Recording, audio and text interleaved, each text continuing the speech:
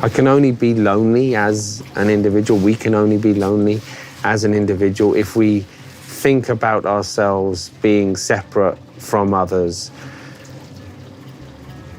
As soon as that thought has gone, as soon as that idea has gone, then loneliness can't even exist. Hi, my name's Andy, and welcome to Headspace. No, not really. Actually, if you use the app, you're probably not used to seeing me because they keep me locked in a very dark studio.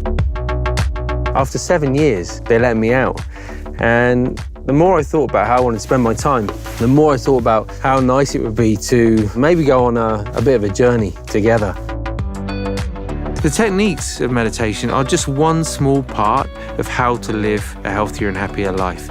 I feel I can share it in a very different way out here than I can when I'm sitting in the studio. And that's it really. So, shall we go?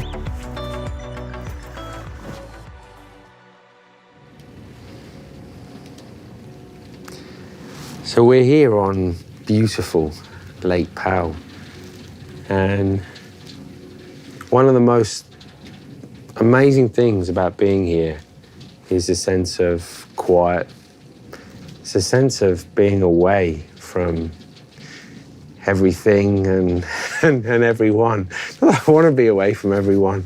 But I think there's something in all of us at times that actually we kind of long for that, to be out in the middle of nowhere.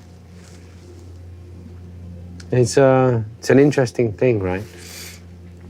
That sense of aloneness.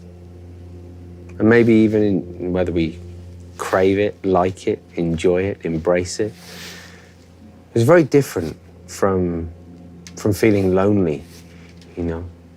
I think aloneness is a good thing. Being at ease with ourselves, with boats beeping and flashing, making lots of funny noises. I think that's okay, you know. I think it's really healthy if we can get to a point where we're okay on our own. Loneliness, that's a different thing. I think can often feel kind of very challenging. It can feel quite destructive. I think it can feel very isolating. And it's often tempting to look outside of ourselves and to look at our situation in life and maybe even to blame kind of that situation on how we feel, that feeling of loneliness. We might blame people in our lives, or we might just blame the situation that we find ourselves in. But in trying to get away from that feeling of loneliness, I think we miss the opportunity to understand what it is. We miss the opportunity to get comfortable with it. And so in some ways, I think we don't really address the problem. And I'm not suggesting for a minute that we wouldn't want to kind of share our lives with those around us, to find perhaps a partner in life, whatever it might be. At the same time, that in itself isn't the answer to peace of mind. You know, peace of mind is being okay with the mind as it is, and sometimes the mind's lonely, and also embracing just different phases of life. You know, we go through life and there are times when we're on our own through choice, and other times when we're kind of with others, and the other way around is equally true. And not trying to force that in any way, kind of allowing that to unfold, I think is part of that journey of loneliness. I think the more we can get kind of comfortable with that, the more powerful it is. You know, if we're always chasing a distraction, then, as I say, we don't really have any opportunity to really understand it. And as we look at what it means to be lonely, I don't know if you ever thought, but what does it mean? We might say kind of, I feel lonely, but is loneliness, is it an emotion? Is it a thought? Is it an idea? Is it the idea of loneliness, maybe, that we feel? If we look underneath that idea, maybe we find some emotions. Perhaps we find a desire, a longing for company, or we might discover a fear of what it means to be on our own. We might feel a sense of sadness or anxiety. But I think if we look more closely underneath the idea of loneliness, actually we start to see that more often than not, there's an emotion or a combination of emotions at play. And alongside that, there's a storyline, there's a conversation, perhaps trying to explain those emotions to ourselves, trying to make sense of it in some way. I think that can be really powerful to look into that and to start to understand what is it that underpins that feeling of loneliness in our lives. It's funny, sometimes people will say, I never really notice it until I stop and I sit and I practice.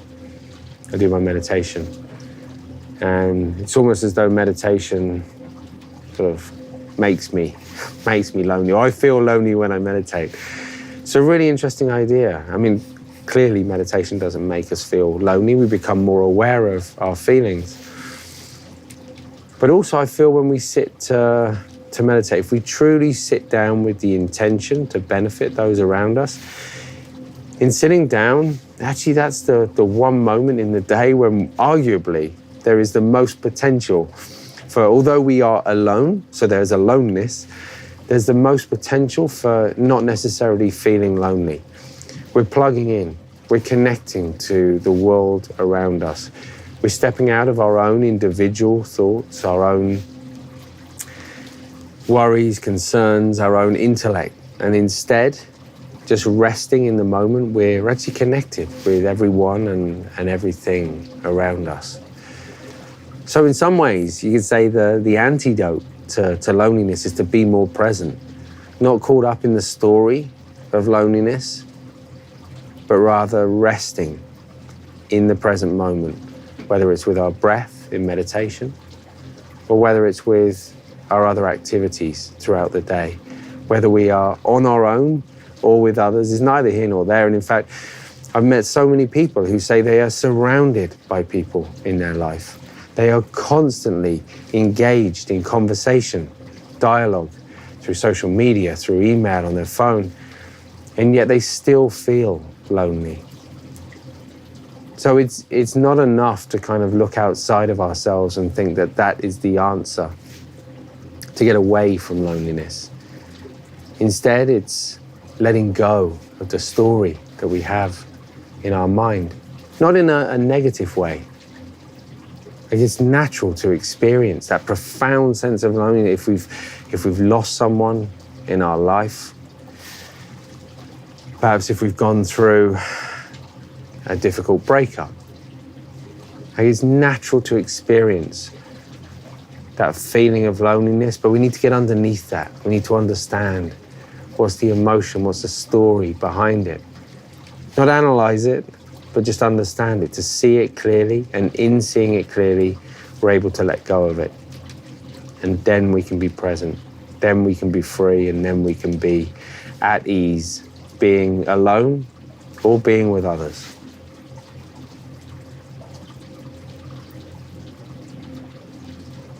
It's interesting when I think about that idea of aloneness and loneliness, and I think about different phases in my life, and if I think back to training as a monk, training in meditation and staying in some of those places, often those places nobody spoke any English, and I did experience kind of some feelings of loneliness. And I think when I looked at what sort of underpinned that, I think part of it was not wanting to be with my own mind, my own feelings at that time. I think part of it was a sense of, it was almost driven by a sense of nostalgia, a life that I had known in the past. And perhaps sometimes an idea of what life could look like again in the future. But when I let go of that thinking, then there was no loneliness. There was still the feelings, there was still emotions present. And part of that journey was embracing that, being okay. Like allowing that feeling of sadness, of fear, of desire, whatever it might be, to simply be present and to be present with that. And meditation is not trying to escape those things.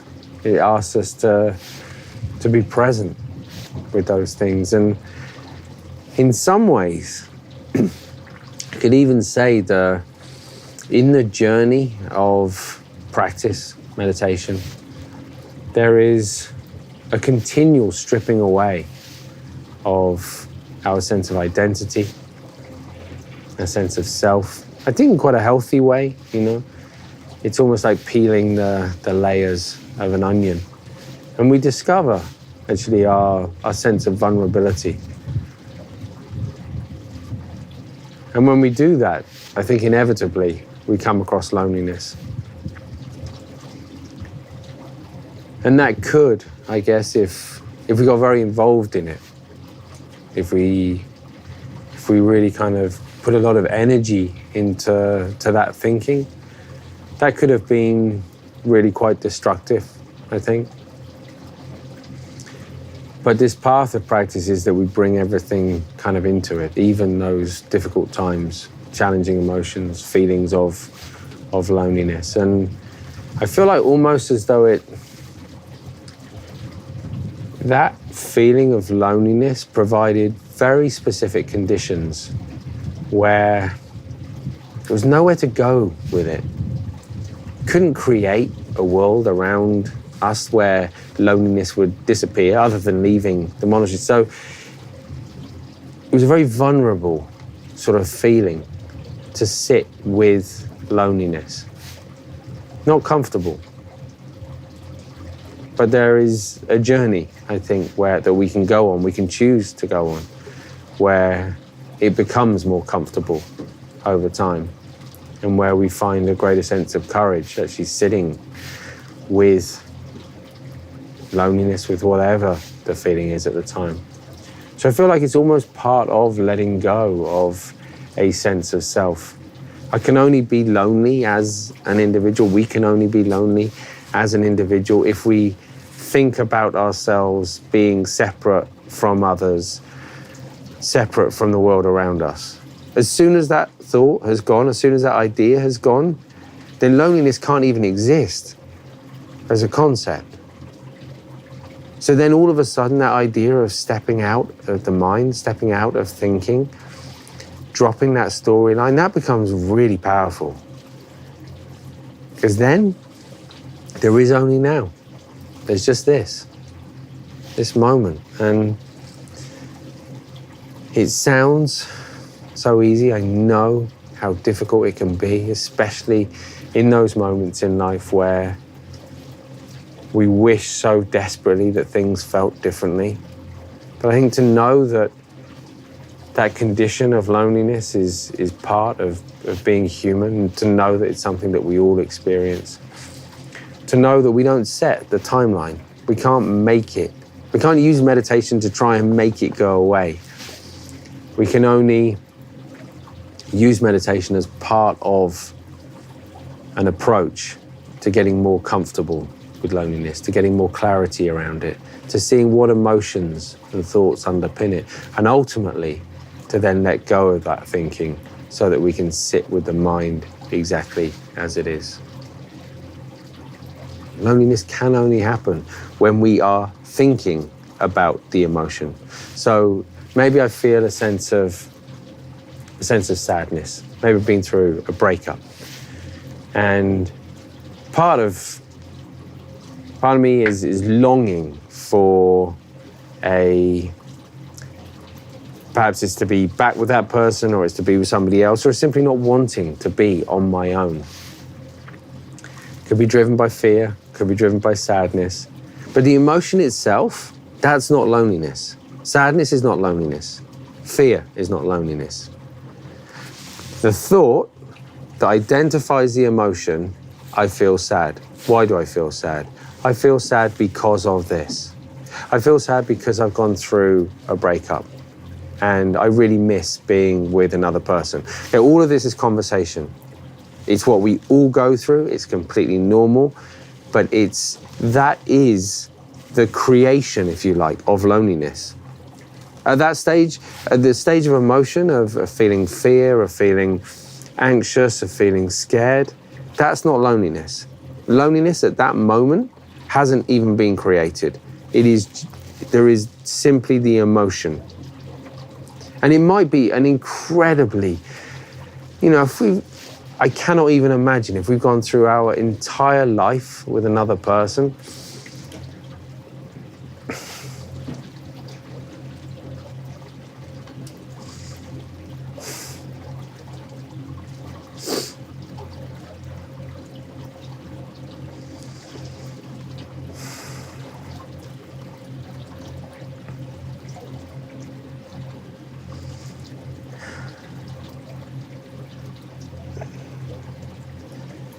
to lose that person, I think, indescribable kind of sadness.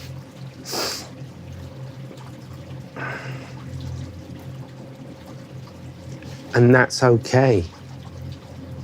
It's okay to feel that indescribable sadness. That's not something wrong. That's not that life has somehow gone wrong. And that is our life in that moment. And it's whether we can be okay with that. We can get lost in it. We can get overwhelmed by it. And we will do sometimes. Or we can be open to that and allow that into our life. And if we do, then we start to uncover and discover things about ourselves that might surprise us, that we never even kind of knew that were there. And it can open, I think, it can actually be a gateway to not just greater understanding of ourselves and our own lives, but also to the lives of others and the connection, the place that we have in this world.